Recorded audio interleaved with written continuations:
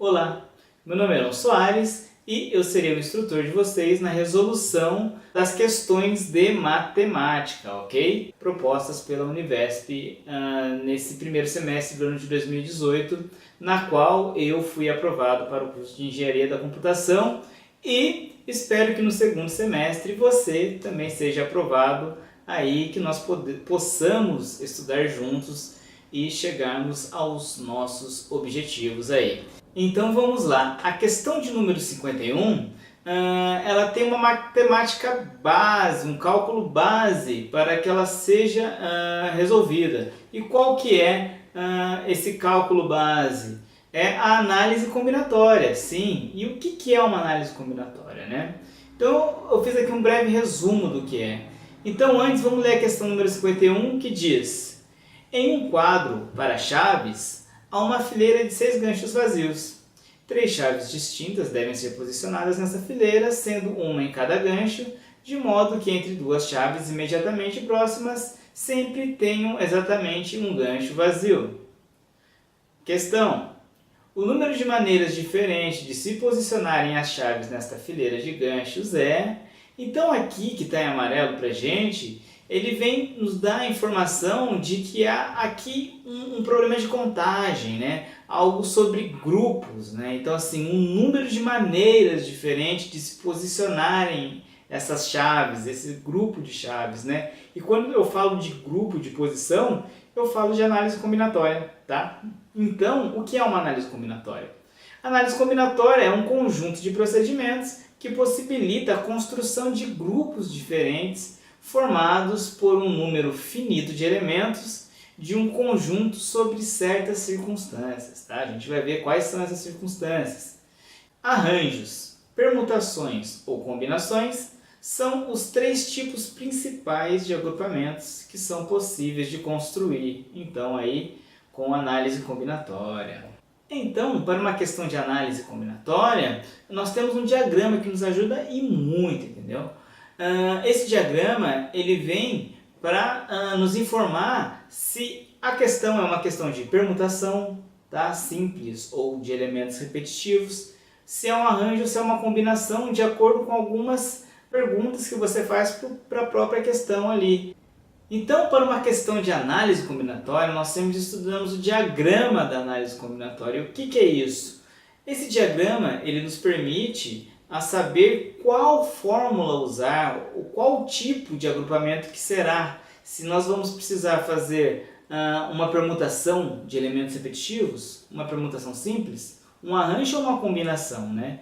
E tudo isso a gente extrai desse diagrama, fazendo perguntas, né, à própria questão. Por exemplo, a gente pergunta para a questão: o número de objetos é igual ao número de posições possíveis?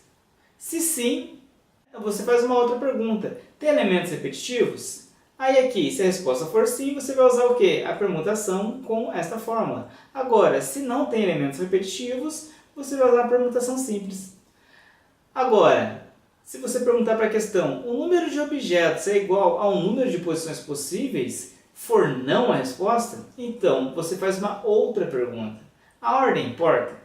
Se sim, nós vamos usar então um arranjo. E se não, nós vamos usar o que? Uma combinação, tá bom?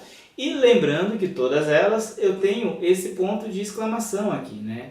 Esse sinal de exclamação, que significa o quê? Significa o fatorial. Então o fatorial aqui, como a gente já disse antes, é o produto de todos os inteiros positivos menores ou iguais a n, sendo n maior que 1, né? Então, o produto, todo mundo já sabe que o produto é o que? Continha de vezes. Então, 1 fatorial seria 1. Né? 2 fatorial seria 2 vezes, né, o produto 1, tá? Que é 2. 3 fatorial seria 3 vezes 2 vezes 1, né? Que vai dar 6. 4 fatorial, 4 vezes 3 vezes 2 vezes 1. 3 vezes 4, 12, vezes 2, 24. Então é isso, né? É o produto de todos os inteiros positivos menores ou iguais a n, sendo n o que? Maior que 1. Permutação. Tá? Então, permutação simples, né? Aqui no caso, permutação simples, é um caso particular de arranjo onde os elementos formarão agrupamentos que se diferenciarão somente pela ordem, pois possuem o mesmo número de objetos e posições. Então vamos ver um exemplo para facilitar aqui. O resultado final da Mega Sena da virada de 2018 foi o seguinte: 3, 6, 10, 17, 34 e 37. E aí, você ganhou da Mega Sena? Então esse aqui foi o resultado real, tá bom? Peguei os números reais aqui do resultado da Mega Sena. E de quantas maneiras distintas pode ter ocorrido essa sequência de resultados? Então vamos lá. O número de objetos é igual ao número de posições, jogando para o diagrama? Sim, por quê? O número de objetos são o quê? São 6 resultados, 6 bolinhas, né? Aquela que roda lá, a primeira que caiu pode ter sido o 3, o 6, o 10, o 17, tanto faz. Então objetos igual a 6, né? 6 bolinhas, e posições igual a 6. Eu tenho 6, digamos, globo, né? Daquele lá para as bolinhas caírem. Né? Então eu vou usar uma permutação simples. Por quê? Porque o número de objetos é igual ao número de posições. Então é só jogar na fórmula. Então eu coloco o quê? Fatorial de 6 elementos. 1, 2, 3, 4, 5, 6, que vai dar 6 vezes 5, vezes 4, vezes 3, vezes 2, vezes 1, que vai dar 720 combinações possíveis desses 6 elementos aqui. Um outro exemplo que eu quis dar aqui para vocês é um exemplo que cai bastante em provas, que é o anagrama, tá bom? Então, o que é um anagrama? Anagrama do grego, né, voltar ou repetir, e graphen, que significa escrever, espero que seja assim que se fale, né?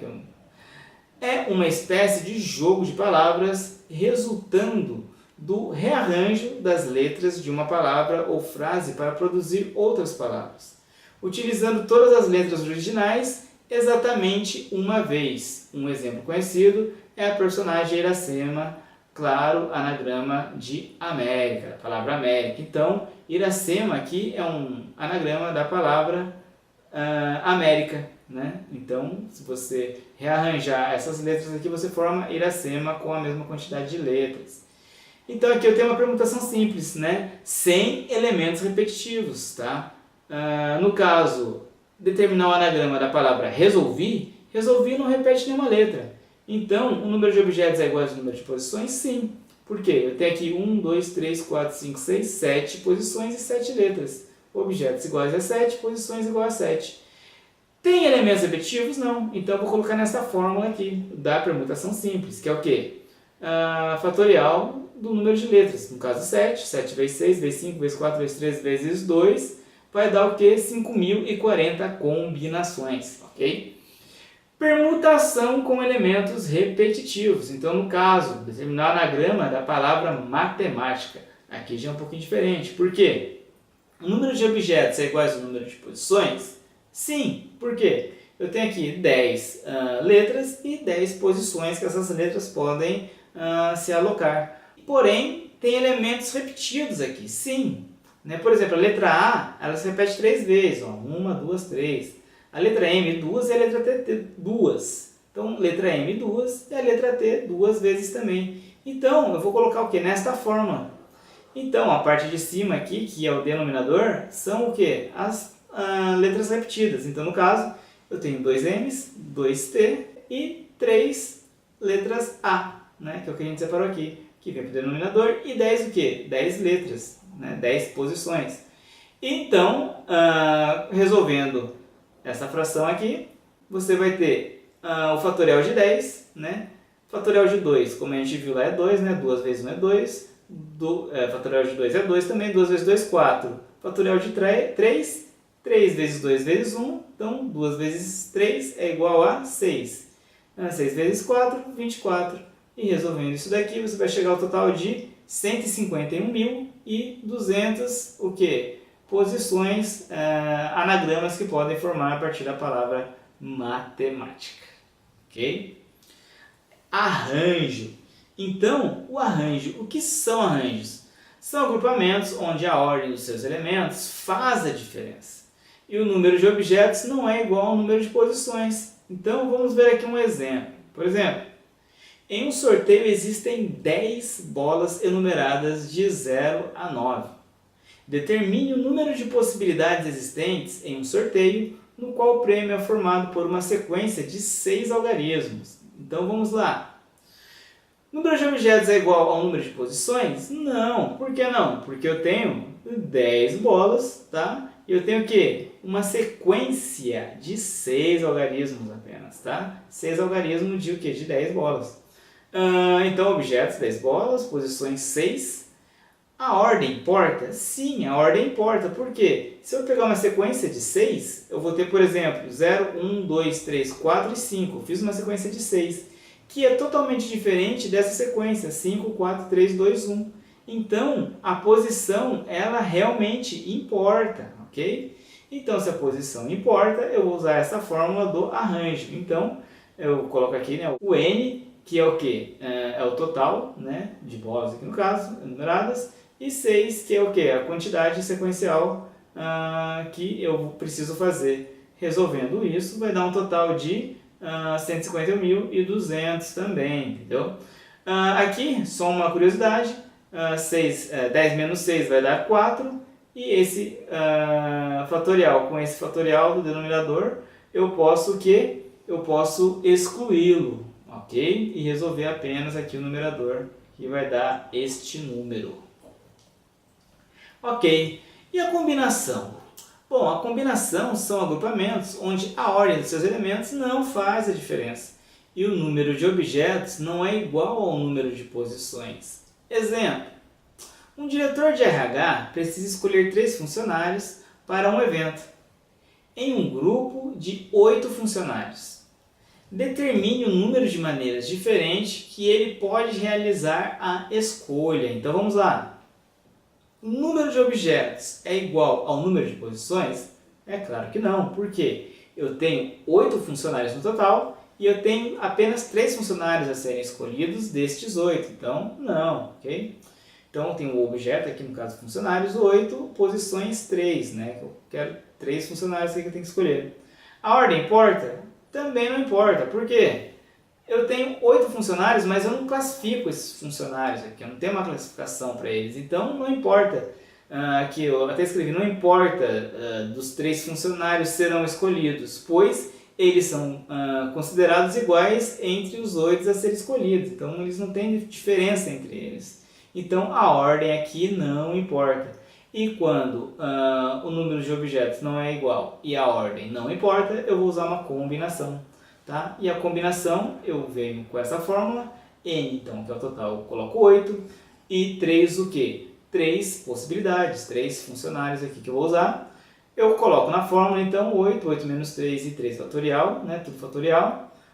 E resolvendo isso, eu vou chegar ao resultado de 56 diferentes maneiras que eu posso determinar esse número de 3 funcionários, agrupando eles de 3 a 3, ok? Então, como eu disse inicialmente, você vai ter aqui um diagrama. Então, você sempre vai perguntar para a questão, o número de objetos é igual ao número de posições? Se sim, né, você vai fazer uma outra pergunta. Tem elementos repetitivos? Se sim, você usa a permutação. Se não, você usa a permutação simples, ok?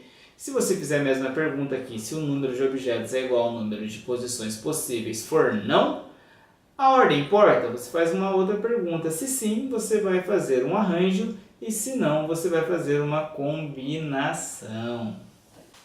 Ok, então. Então tá aí um resumo rápido aí do que é análise combinatória. Se você ficou com dúvida, você coloca a sua dúvida aí embaixo também nos comentários. Se você tem alguma proposição para a gente melhorar aí a nossa resolução das próximas questões, você pode também falar aqui embaixo. Se gostou, você fala. Se não gostou, você fala também. Que o meu objetivo é o quê? É melhorar para que a gente possa resolver todas as questões aí, tá bom? Então, esse foi o estudo de análise combinatória que a gente vai precisar para resolver a questão aí de número 51 da Univesp primeiro semestre. Ok, então esse aí foi o nosso vídeo de análise combinatória. Espero que você tenha gostado e agora você tem condições de fazer a questão de número 51, ok? E se você não resolveu, vai lá e resolve porque eu resolvi.